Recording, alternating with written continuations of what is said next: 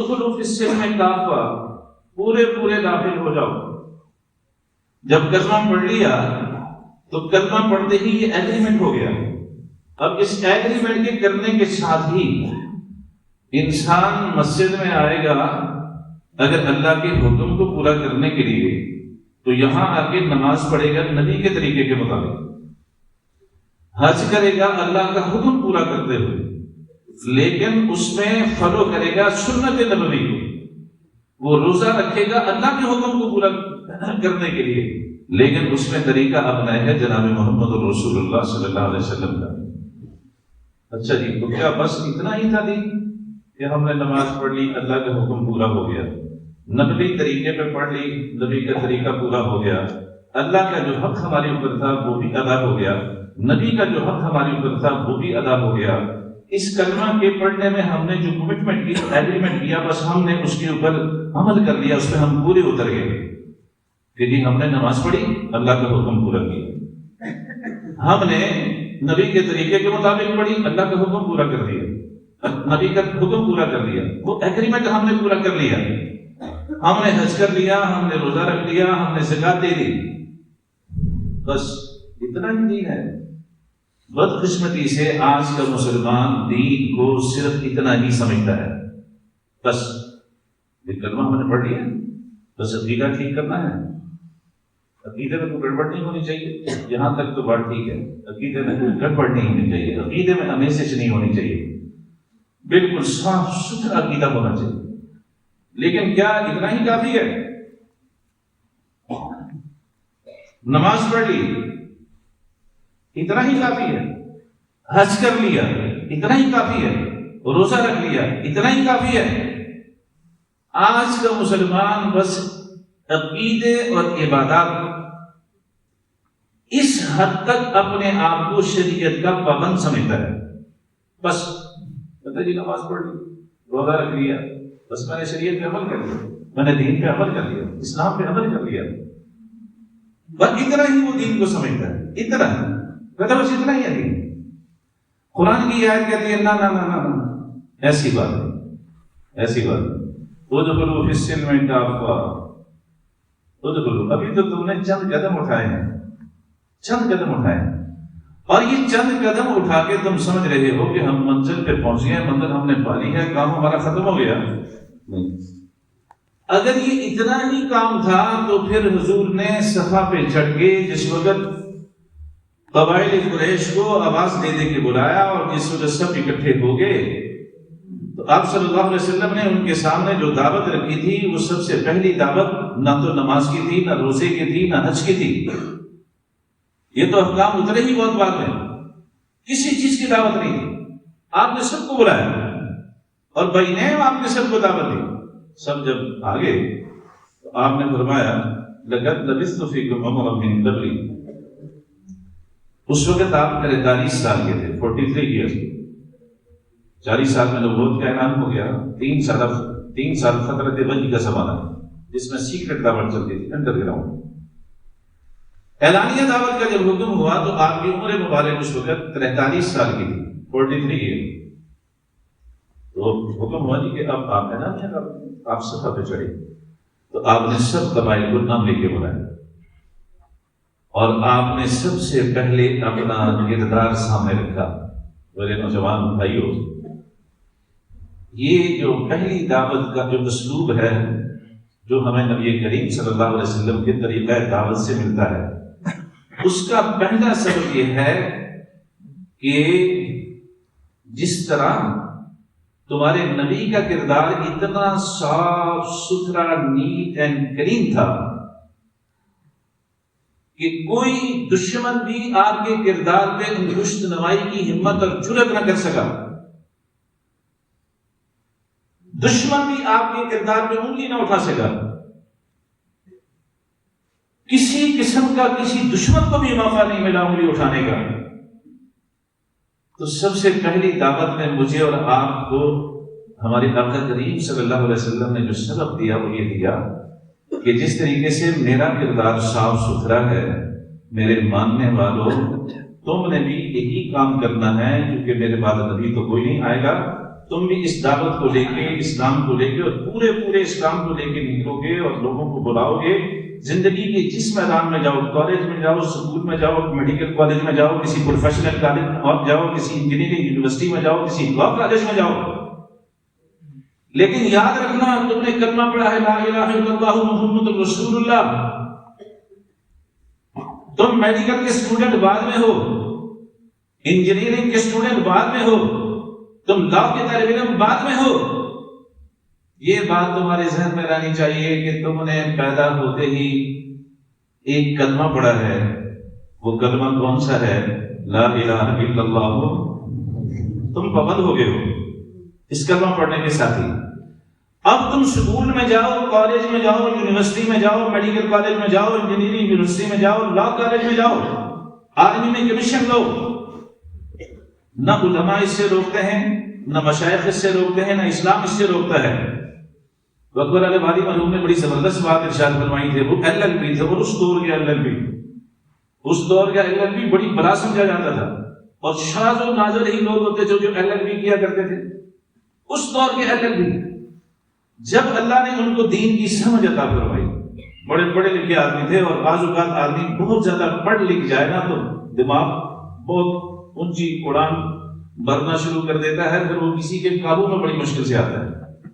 اللہ کا فضل و کرم اگر کسی کے شامل حال ہو تو ایک علیحدہ بات ہے، ورنہ بڑا مشکل ہو جاتا ہے. جتنے بھی لوگ گمراہ ہوتے ہیں، یہ کیوں گمراہ ہوتے ہیں؟ یہ پڑھ پڑھ کے کڑ جاتے ہیں. ہمارے ہندوؤں میں کہا جاتا ہے اتنا پکایا کہ جل گیا. اتنے پڑھے کہ دماغ بھی جل گیا. اتنا پڑھ گئے. اگر کسی کو اللہ تبارک و تعالیٰ کسی پہ کرم فرمائے اور قسمت اس کی یاوری کرے، وہ خوش بخت ہو، تو کسی وقت بھی اللہ اس کو ہدایت دے دیتے ہیں. تو یہ بارک تھے، LLB تھے، اللہ نے ان کو سمجھ عطا فرمائی. اور جس وقت یہ دین کے ساتھ لگے، دین کی طرف آئے، ماشاءاللہ اللہ نے بڑی سمجھ دی، بہت اللہ تعالیٰ نے کرم فرمایا. اور جس وقت تک انسان دین کے ساتھ لگے نہیں، جس وقت تک انسان دین سے جڑے نہیں، جس وقت تک انسان اس لائن کا مزہ چکھے نہیں، اس وقت تک انسان کو وحشت رہتی ہے. وحشت. حضرت تھانوی رحمۃ اللہ نے فرمایا کہ یہ شریعت کا اور سلوک کا جو راستہ ہے، اس کی بڑی زبردست مثال حضرت نے.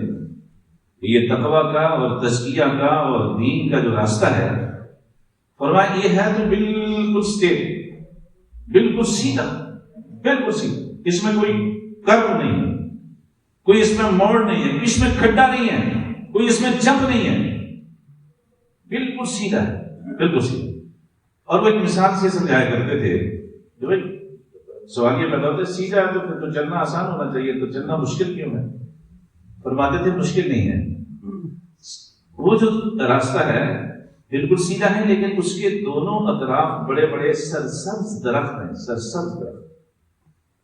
اب اس راستے پہ چلنے والا، اس شاہراہ پہ چلنے والا، اس سڑک پہ چلنے والا جب اس سڑک پہ چڑھنے کی اور چلنے کی کوشش کرتا ہے تو کہیں نہ کہیں سے تو اندر انٹر ہوتا ہے. تو جب وہ اندر سڑک پہ کھڑا ہوتا ہے اور آگے دیکھتا ہے تو وہ اس کو نظر آتا ہے کہ یہ شاہراہ آگے سے جا کے بالکل بند ہو رہی ہے. بالکل ایسے آپ بھی کبھی مشاہدہ کریں، روڈ بالکل سیدھی ہو، اطراف میں اس کے درخت لگے ہو، تو آپ ایک کونے سے کھڑے ہو کے دیکھیں گے تو آپ کو تو بند نظر آئے گی. آپ نے چلنا بھی اسی شاہراہ پہ، لیکن وہ تو بند ہے. اب چلنے والا وہیں کھڑے فیصلہ کرے کہ اس شاہراہ پہ تو چلنے کا فائدہ کچھ نہیں، یہ تو آگے سے بند ہے، فرمایا وہ کبھی نہیں چل سکے گا. ایک دفعہ چلنا شروع کر دے، جو چلتا جائے گا وہ راستہ کھلتا چلا جائے گا، چلتا جائے گا راستہ کھلتا چلا جائے گا. فرمایا یہی مثال ہے دین کی شاہراہ. چلنے والے وحشت محسوس کرتے ہیں بند ہے، یہ بھی چھوڑو، یہ بھی چھوڑو، یہ بھی چھوڑو، یہ بھی چھوڑو، یہ بھی چھوڑو. ہمارے نوجوان جن کے جذبات بھی جوان ہوتے ہیں اور جس انوائرمنٹ میں وہ ہوتے ہیں وہاں پہ شیطانی اور نفسانی قوتوں کی دعوت مسلط ہو رہی ہوتی ہے، مسلط ہو رہی ہوتی ہے. لیکن میرے عزیزو، اپنے نبی کے کردار کو سامنے رکھو. آپ سکول میں ہیں، کالج میں ہیں، اکبر الآبادی مرحوم کو جب اللہ نے سمجھ عطا فرمائی تھی تو انہوں نے بڑی زبردست بات ارشاد فرمائی. انہوں نے فرمایا تھا تم شوق سے کالج میں پڑھو، پارک میں کھیلو، جائز ہے غباروں میں اڑو، چرخ پہ جھولو، فقط ایک سخن بندہ عاجز کا رہے یار کہ اللہ کو اور اپنی حقیقت کو نہ بھولو. تم پڑھو نا کالج، تمہیں کس نے منع کیا؟ مولوی تو نہیں منع کرتے کہ ڈاکٹر نہ بنو، مولوی تو نہیں منع کرتے انجینئر نہ بنو، مولوی تو نہیں منع کرتے تم آرمی میں کمیشن نہ لو. کس مولوی نے آپ کو منع کیا؟ مولوی صرف یہ کہتے ہیں، دین صرف آپ کو یہ کہتا ہے آپ جہاں بھی ہیں پہلے محمد عربی کے غلام اور محمد عربی کے دین کے نمائندے ہیں. دیکھو جو جس کمپنی میں جاب کر رہا ہوتا ہے وہ جہاں بھی جائے وہ اپنی کمپنی کو ریپرزینٹ کرتا ہے کہ نہیں؟ آپ کالج اسکول یونیورسٹی میں پڑھتے ہیں، آپ بھی جہاں جاتے ہیں اپنی یونیورسٹی کو آپ ریپرزینٹ کر رہے ہوتے ہیں. آپ کہتے ہیں یار مجھ سے بھی ایسی بات نہ ہو جائے، میرے دادے پہ حرف آ جائے. یہ آرمی کے لوگ اس چیز کی بڑی پابندی کرتے ہیں کہ ہمارے اوپر کوئی ایسا کوئی آبجیکشن نہ لگ جائے کہ ہمارا جو ہے وہ کورٹ مارشل ہو جائے. بڑا پھونک پھونک کے چلتے ہیں، اس سے زیادہ پھونک پھونک کے آپ کو چلنے کی ضرورت ہے. پہلی دعوت میں اللہ کے نبی صلی اللہ علیہ وسلم نے سب سے پہلے اپنا کیریئر پیش فرمایا. لقد لبثت فیکم عمرا من قبلی، بھائی میں نے اپنی زندگی کے 43 سال 43 ایئرز تمہارے سامنے گزارے. پیدا میں یہیں پہ ہوا، میرا بچپن تمہارے بیچ گزرا، میرا لڑکپن تمہارے بیچ گزرا، یہ 3 دور ہو. میری نوجوانی تمہارے بیچ گزری، یہ 4تھا دور ہو. میری جوانی تمہارے بیچ گزری، یہ 5واں دور ہو. پیدائش بھی ہوئی، ولادت بھی مکہ میں ہوئی، آپ کا جو بچپن ہے وہ بھی مکہ میں گزرا، آپ کا جو لڑکپن ہے وہ بھی مکہ میں گزرا، آپ کی نوجوانی وہ بھی مکہ میں گزری، اور آپ کی جوانی. یہ جو پہلے 3 ادوار ہیں، ولادت، بچپن، ولادت، پھر اس کے بعد بچپن، پھر لڑکپن، اور اس کے بعد کا جو دور شروع ہوتا ہے نوجوانی اور جوانی کا، یہ بڑا ہی خطرناک ہوتا ہے، بہت ہی سینسٹیو ہوتا ہے. اس وقت ساری نفسانی شیطانی قوتوں کا زور ہوتا ہے، زور. اس لیے اللہ کے نبی صلی اللہ علیہ وسلم نے نوجوانوں کو خصوصاً مخاطب کر کے آپ نے ارشاد فرمایا، خصوصاً اپنی امت کے نوجوانوں کو آپ نے فرمایا قیامت پر دن جب میدان محشر قائم ہوگا، زمین تانبے کی ہوگی، سورج کو کھینچ کے سوار اعظم پہ کھڑا کر دیا جائے گا، اور وَلَقَدْ جِئْتُمُونَا فُرَادَىٰ كَمَا خَلَقْنَاكُمْ أَوَّلَ مَرَّةٍ، قبروں سے یوں تم نکلو گے جیسے تم پہلی دفعہ فرسٹ ٹائم دنیا میں گئے تھے. انسان دنیا میں آتا ہے تو اس کے جسم پہ کوئی لباس ہوتا ہے، اس طرح اللہ کے سامنے تم کھڑے کر دیے جاؤ گے. آج کروڑ میل دور ہے، زمین مٹی کی ہے، اس میں حرارت کو جذب کرنے کی صلاحیت اور ایبلٹی ہے. پھر بھی جون جولائی میں جب ٹیمپریچر 50 کراس کرتا ہے نا تو لوگ لو لگنے سے، دم گھٹنے سے مر جاتے ہیں. حالانکہ گرمی سے بچاؤ کے 20 سینکڑوں اسباب ہیں، پھر بھی ایسے ہوتا ہے. بھائی وہاں تو کچھ بھی نہیں ہوگا، زمین بھی یوم تبدل الارض غیر الارض، اس کی جنس بدل دی جائے گی. سورج کو کھینچ کے قریب ترین کر دیا جائے گا، اور اللہ کے عرش کے سائے کے علاوہ کسی چیز کا سایہ نہیں ہوگا. تو میرے عزیز طلبہ ساتھیو، آپ سننا، اللہ کے نبی صلی اللہ علیہ وسلم نے آپ کو کتنا بڑا درجہ دیا. تھوڑا سا آپ نے اپنے رخ کو چینج کرنا ہے، تھوڑا سا. اللہ کے نبی نے فرمایا اس عرش کے سائے کے نیچے اللہ 7 لوگوں کو جنت نصیب فرمائیں گے. ان 7 لوگوں میں ایک وہ نوجوان بھی ہوگا، ایک وہ نوجوان بھی ہوگا، ایک وہ نوجوان بھی ہوگا شاب نشأ فی عبادت اللہ، جس نے اپنی نوجوانی کو اللہ کی عبادت پہ لگا دیا ہوگا. در جوانی توبہ گردن شیوائے پیغمبری. اور 7 لوگوں میں ایک یہ ہے، اور ایک اور نوجوان ہے، باقی سب ایک ہر قسم سے ایک ایک نوجوانوں کے دو کیٹیگریز اللہ کے نبی نے بیان فرمائی. ایک تو یہ ہے جس نے اپنی ساری نوجوانی لگا دی، کھپا دی اللہ کی عبادت، اللہ کی غلامی. اور فرمایا ایک نوجوان وہ ہوگا، سنیے گا، یہ آج کل کی جو اسکول کالج یونیورسٹی کی انوائرمنٹ ہے اور باہر کا جو ایک غلیظ ماحول ہے، اس ماحول میں چاروں طرف فحاشی، اریانی، بے حیائی، شیطنت اور خباثت کھینچتی ہے اپنی طرف، مسلط ہوتی ہے. لیکن اگر آپ کے سامنے میرے عزیزوں اپنے نبی کا یہ فرمان اور یہ بشارت سامنے ہوگی اور اس کو اگر آپ ذہن میں رکھیں گے تو انشاءاللہ آپ ان گندگیوں سے بچے رہیں گے. اللہ کے حبیب نے فرمایا کہ ایک نوجوان وہ ہوگا جس کو خلوت میں، جس کو تنہائی میں حسین و جمیل حسب و نسب والی عورت دعوت گناہ دے. حسین و جمیل حسب و نسب والی، پروفیشنل نہیں، زانیہ نہیں، جس کا پروفیشن ہی یہ ہے وہ نہیں.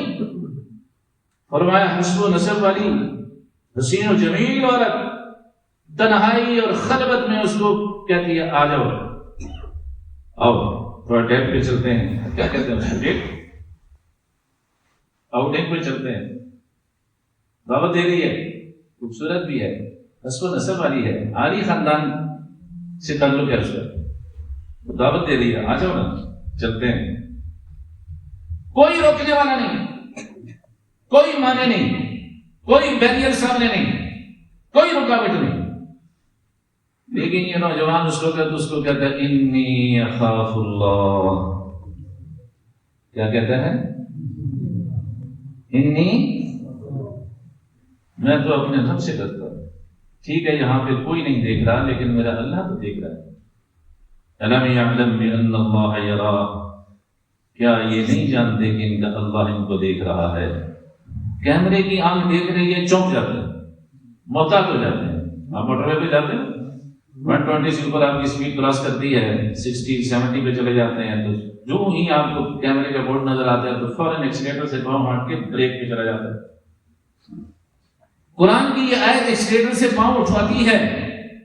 الم یعلم بان اللہ یرا، زندگی کی وادیوں میں بے مہار چلنے والوں، زندگی کی شہراؤں پہ بے مہار چلنے والوں،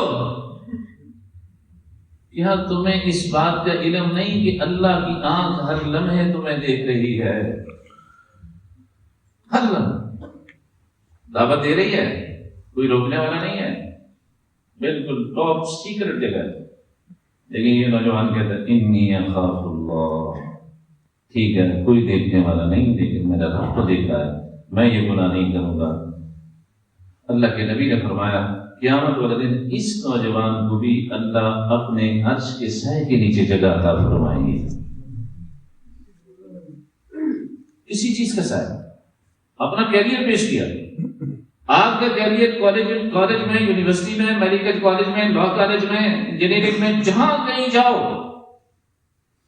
جس نبی کا کلمہ تمہیں بولتے ہی سکھا دیا گیا ہے، اس نبی نے سب سے پہلے اپنا کیریئر پیش کیا. کہا دیکھو میں نے اپنی زندگی کے 43 سال، پیدائش ادھر ہوئی، پھر میں نے بچپن، پھر لڑکپن، پھر نوجوانی، پھر جوانی ساری یہاں گزاری. حل وجدتمونی صادقا و کاذبا، تم نے مجھے سچا پایا یا جھوٹا پایا؟ قالو، سب نے، جمع کا صیغہ، سب نے. اس میں کوئی سنگل پرسن بھی نہیں تھا جو اس کا قائل نہ ہو، جس نے یہ بات نہ کہی ہو. قالو، سب نے کہا جربنا لک مرارا ما رأینا فیک الا صدقا، ہم نے آپ کو ایک دفعہ نہیں بار آزمایا، ہم نے تو آپ کو ہمیشہ سچا ہی پایا.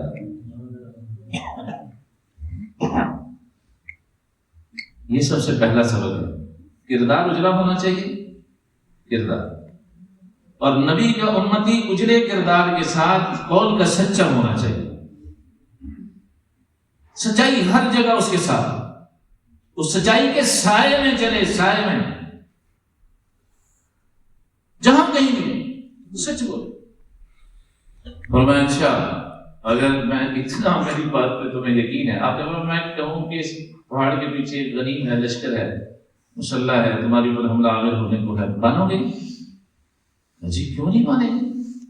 جس زبان سے کبھی جھوٹ نہیں نکلا وہ ایک بات کہہ رہا ہے، اس کی بات پہ ہم اعتماد نہیں کریں گے؟ بالکل مانیں گے، بالکل مانیں گے۔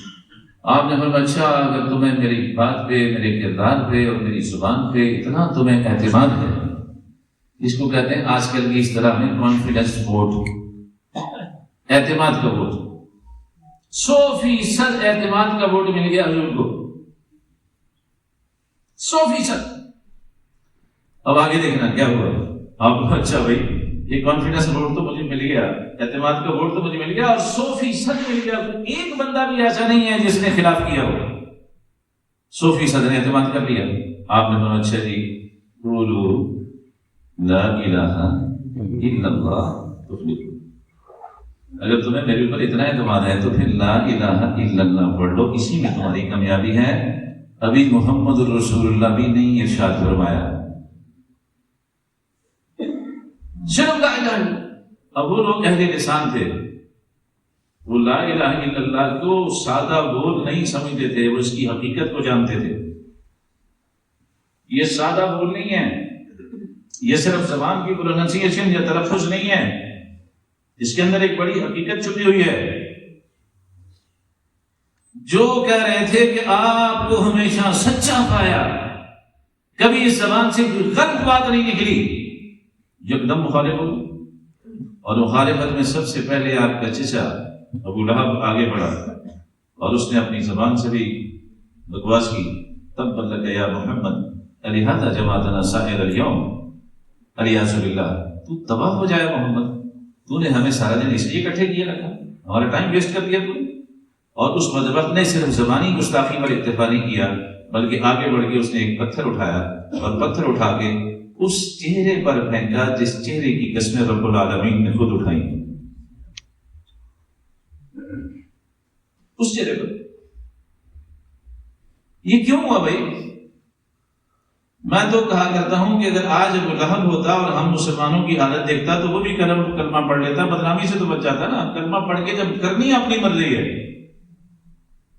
ابو جہل بھی پڑھ لیتا ہماری طرح کا کلمہ، کہ کلمہ پڑھنے کے بعد جب ساری زندگی اپنی مرضی کے مطابق گزارنی ہے، ادخلوا فی السلم کافہ سے ہٹ کے گزارنی ہے، خام خام میں یہ بدنامی اور ذلت مول لینے کی ضرورت کیا ہے کہ قرآن میں سورہ لہب اتر آئی، تبت یدا ابی لہب وتب، اور یہ سورت قیامت تک قرآن میں ہے اور پڑھی جاتی رہے گی، اور مصلی پہ کھڑے ہو کے امام صاحب قاری صاحب پڑھتے رہیں گے، اور اس کی تباہی اور بربادی کا اعلان قیامت تک ہوتا رہے گا منبر و محراب سے۔ لیکن ان کو پتا تھا کہ نا نا نا نا نا نا، لا الہ الا اللہ صرف زبان کے بول نہیں ہے جیسے ہم سمجھ رہے ہیں کہ صرف زبان کے بول ہیں، کہ کالج میں گئے اپنی مرضی پہ، وہاں کی زندگی اپنی مرضی پہ، تجارت اپنی مرضی پہ، معیشت اپنی مرضی پہ، معاشرت اپنی مرضی پہ، اخلاقیات اپنی مرضی پہ، معاملات اپنی مرضی پہ نہیں۔ ان کو پتا تھا کہ اس کا مطلب یہ ہے کہ بس یہ جو ہی ہم پڑھیں گے لا الہ الا اللہ محمد رسول اللہ، مرضی ختم۔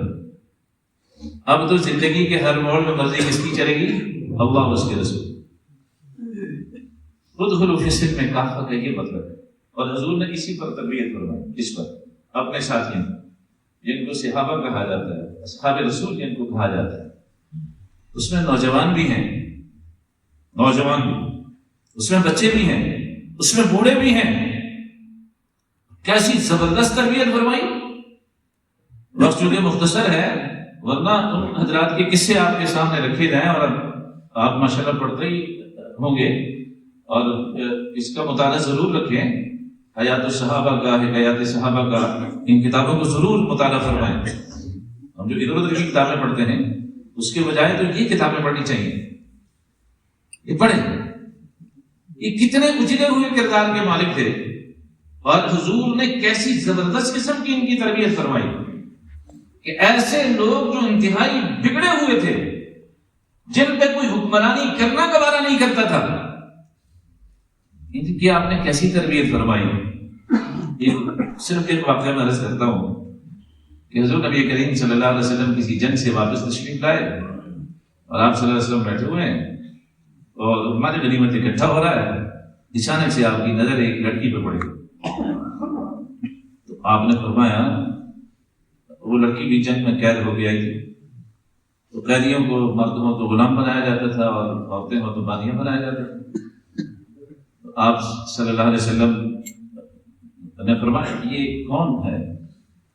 تو بتایا گیا کہ حضرت یہ بھی جنگی قیدی ہے کون؟ آپ تو جس کو کہا جاتا تھا فیس ریڈر، آپ تو بہت بڑے فیس ریڈر تھے اور بہت زیادہ فراست نکلی گویا آپ سے۔ تو بتایا گیا کہ حضرت یہ حاتم تائی کی بیٹی ہے۔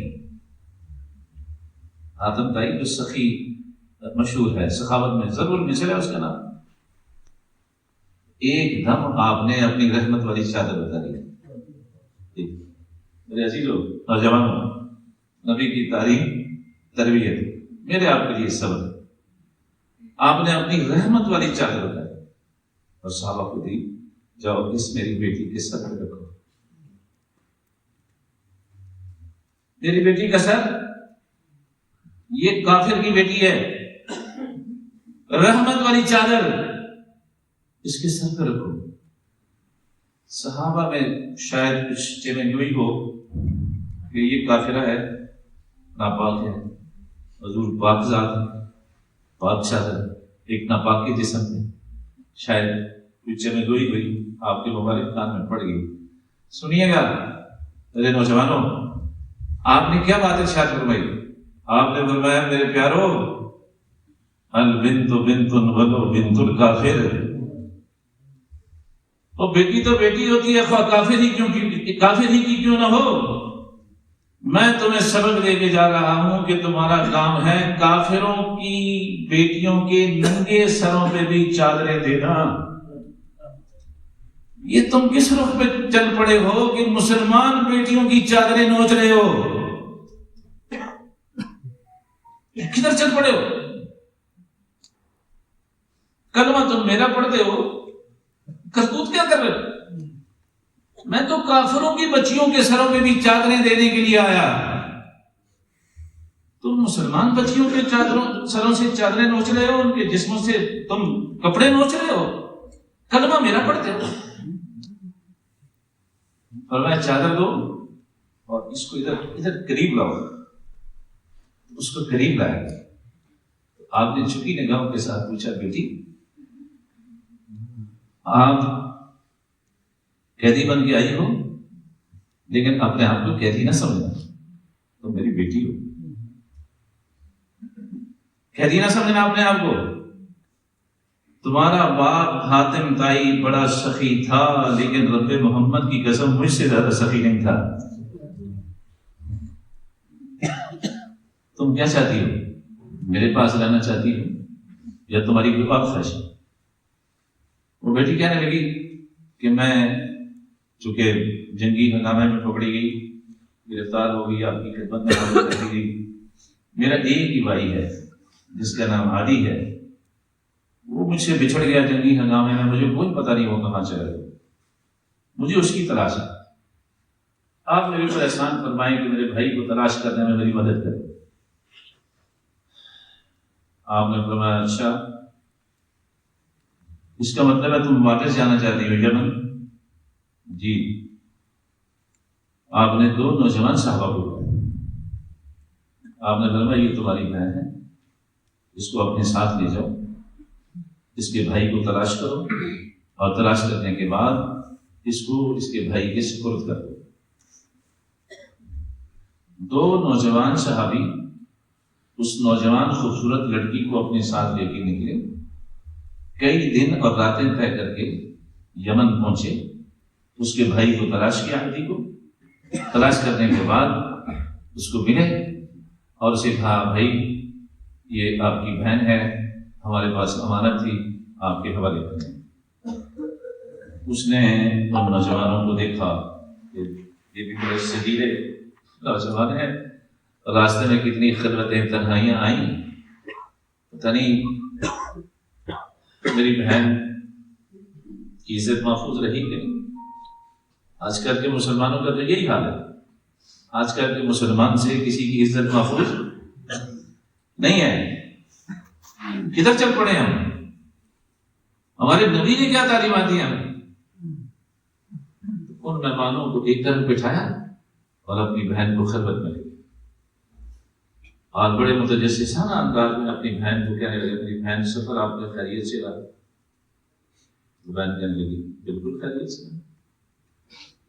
کوئی تکلیف نہیں کسی قسم بالکل راحت امن راحت بالکل راحت. تو جب وہ تکرار سوال کر رہا تھا نا تو بہن سمجھ گئی کہ یہ مجھ سے کس حوالے سے کوئی پوچھنا چاہتا ہے, اس کو کوئی خدشہ لاحق ہو گیا ہے, کوئی شک اس کے دل میں جگہ پڑ گیا. اب سنیے گا جی ہمارے نبی کی تعلیم اور تربیت. اس بہن نے اپنے بھائی عدی کو مخاطب کیا اور مخاطب کر کے کہنے لگی میرے بھائی عدی, میں سمجھ گئی ہوں کہ تم کیا پوچھنا چاہتے ہو. اس ذات کی قسم جس کی قبضہ قدرت میں تیری اور میری جان ہے, میری عزت کو تجھ سے تو خطرہ ہو سکتا ہے, محمد کے ساتھیوں سے کوئی خطرہ نہیں. یہ تو بڑے پاک لوگ, پورے راستے انہوں نے نگاہ اٹھا کے مجھے نہیں دیکھا. آج تو ہم دوستیاں لگانے کے لیے کبھی گوگل پہ سرچ کر رہے ہیں, کبھی کالج میں لفٹ مانگ رہے ہیں, کبھی کیا کر رہے ہیں, کبھی کیا کر رہے ہیں.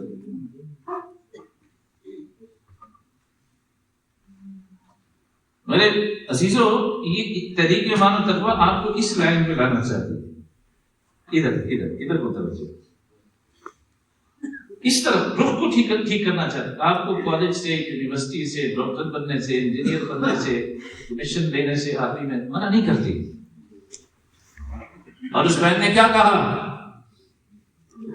تجھے پتہ نہیں ہے کہ محمد کتنے اجلے کردار کے اور کتنے شفیق اور کتنے مہربان ہیں. جو ہم نے ان کے بارے میں سنا غلط سنا, ان کی رحمت نے تیرے پاس مجھے پہنچایا. میرے بھائی وہ اتنے پرکشش ہیں کہ ان سے ہٹنے کو, دور ہونے کو تو جی نہیں چاہتا. اگر میرے اوپر تیرے بھائی ہونے کا حق نہ ہوتا تو میں کبھی بھی ان کو چھوڑ کے نہ, لیکن تیرے بھائی ہونے کا میرے اوپر حق ہے کہ میں اکیلی ان کے دامن رحمت کے ساتھ وابستہ نہ ہوں, تجھے اس طریقے سے بے مہار نہ چھوڑوں. میں تیرے پاس رہنے کے لیے نہیں آئی, میں تجھے بھی اپنے ساتھ لے کے محمد عربی کا غلام بنانے کے لیے آئی ہوں. یہ ہے اجلے کردار کا نتیجہ. اس نے اپنے بھائی کو ساتھ لیا, حضور کی خدمت میں حاضر ہوئے اور کلمہ پڑھا اور مسلمان ہو گئے. یہ مسلم نوجوانوں کے پاک کردار کا نتیجہ نکلا کہ عدی ابن حاتم رضی اللہ تعالی عنہ بن گئے. بس یہ دعوت ہے. وہ تو پھر اس سن میں کہا پڑھو بھائی, اسکول پڑھو, کالج پڑھو, جو مرضی یہ کرو, ڈاکٹر بنو, انجینئر بنو, لیکن جو اکبر آبادی ملوک نے کہا تھا نا اللہ کو اور اپنی حقیقت کو, بس یہ سکھایا جا رہا ہے. ادھر آؤ, آپس کے انتشار اختلاف سے بچو, آپس کی فرقہ واریت سے بچو, آپس کی چوٹ سے بچو, آپس کی نفرتوں سے بچو. بہت نفرتیں ہو گئی ہیں, اب ان نفرتوں کو ختم کرو. آپس میں اسلام کے جھنڈے کے نیچے ایک ہو جاؤ. دنیا کفر تمہیں مارنے کے لیے اکٹھی ہو چکی ہے اور تم آپس میں اکٹھے نہیں ہو رہے. اور تزکیہ, اس کی آیتیں تو بعد میں ہیں, لیکن یہ کام پہلا ہے. کیونکہ تزکیہ ہوگا تو نفرتیں محبتوں میں بدلیں گی. قرآن کریم کیا کہتا ہے, فَاذْكُرُوا إِذْ كُنتُمْ أَعْدَاءً فَأَلَّفَ بَيْنَ قُلُوبِكُمْ فَأَصْبَحْتُمْ بِنِعْمَتِهِ إِخْوَانًا. یاد تو کرو تم کبھی ایک دوسرے کے جانی دشمن ہوا کرتے تھے, پھر اللہ نے ایک انعام کیا تمہارے اوپر, محمد رسول اللہ کی شکل میں, اسلام کی شکل میں اللہ نے تمہارے اوپر احسان عظیم, انعام عظیم فرمایا. اور پھر کیا ہو گیا اس کا نتیجہ, فَأَصْبَحْتُمْ بِنِعْمَتِهِ إِخْوَانًا. اس نعمت کی برکت سے اس انعام و احسان کی برکت سے جو جانی دشمن تھے ایک دوسرے پہ جانیں نچھاور کرنے والے بنے، یہ اس کا نتیجہ ہے۔ تو بس یہ دعوت ہے حضرت کی، یہ دعوت ہے کربوبا شریف کی، یہ دعوت ہے طریق ایمان و تقویٰ کی۔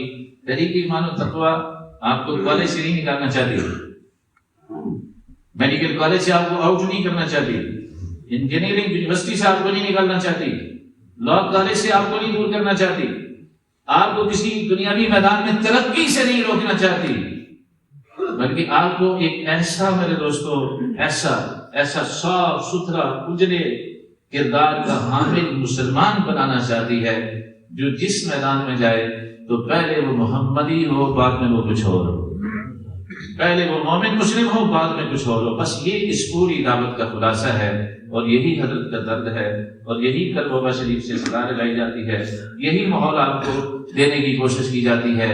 آپ کے پاس کچھ وقت نکلے تو ضرور کربوبا شریف کے مبارک اور نورانی ماحول میں، اس تزکیے کے ماحول میں، تقویٰ کے ماحول میں، پاکیزہ ماحول میں جا کے، کیونکہ آپ کو پتہ ہے نا ماحول سے انسان چیزیں سیکھتا ہے، اچھی بھی اور بری۔ تو اچھے ماحول میں جائیں، وہ اللہ کے نبی کے حدیث ہے نا، کل مولود یولد علی فطرۃ الاسلام فابواه یحودانہ او یمجسانہ او ینصرانہ۔ کافر کے گھر میں بھی پیدا ہونے والا بچہ کافر نہیں، ورنہ تو یہ تو اللہ کے بارے میں آئے گا وہ ظالم ہے، الیاذ باللہ۔ کافر کے گھر میں پیدا ہوا کافر ہے؟ فرمایا نہیں، ہم تو یہودی کے گھر میں یہودی نہیں پیدا کرتے، مسلمان پیدا کرتے ہیں۔ ہندو کے گھر میں ہندو نہیں پیدا کرتے، مسلمان پیدا کرتے ہیں۔ سکھ کے گھر میں سکھ نہیں پیدا ہوتا، مسلمان پیدا ہوتا ہے۔ اچھا جی، پھر وہ سکھ کیسے بنا؟ ہندو، عیسائی، مجوسی، پارسی کیسے بنا؟ فرمایا ابواہ یحودانہ، اس کا ماحول، اس کی انوائرمنٹ جو اس کو مجوسی بناتی ہے، یہودی بناتی ہے، عیسائی بناتی ہے۔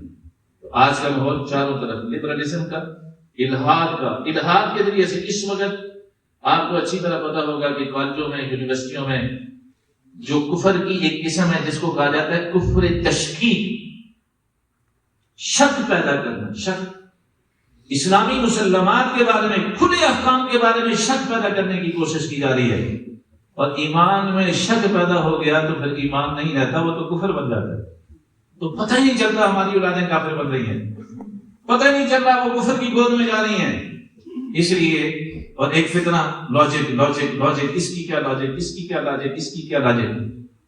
میں ہمیشہ اپنے نوجوان ساتھیوں سے کہتا ہوں، جب بھی تم سے کوئی پوچھے کہ سود کی حرمت کی لاجک کیا ہے، زنا کی حرمت کی لاجک کیا ہے، غیر محرم کے ساتھ خلوت کی ممانعت کی لاجک کیا ہے، نظر کی حفاظت کی لاجک کیا ہے، بد نظری حرام کیوں ہے، جب بھی تم سے کوئی اس طرح کا کوسچن کرے کہ اس کی لاجک بتاؤ، آپ نے ایک ہی بات کہنی ہے کہ اس کی لاجک یہ ہے کہ میں نے کلمہ پڑھا ہے لا الہ الا اللہ محمد رسول اللہ، میں مسلمان ہوں۔ اس کی لاجک یہ ہے کہ یہ میرے اللہ کا حکم ہے اور میرے رسول اللہ کا حکم ہے۔ بس یہ جواب آپ دو گے نا، وہ شیطان ادھر ہی مر جائے گا۔ تھوڑا سا موقع دو گے، بس وہ اندر گھسنے کی کوشش کرے گا۔ اللہ تعالیٰ میری آپ سب کی حفاظت فرمائے۔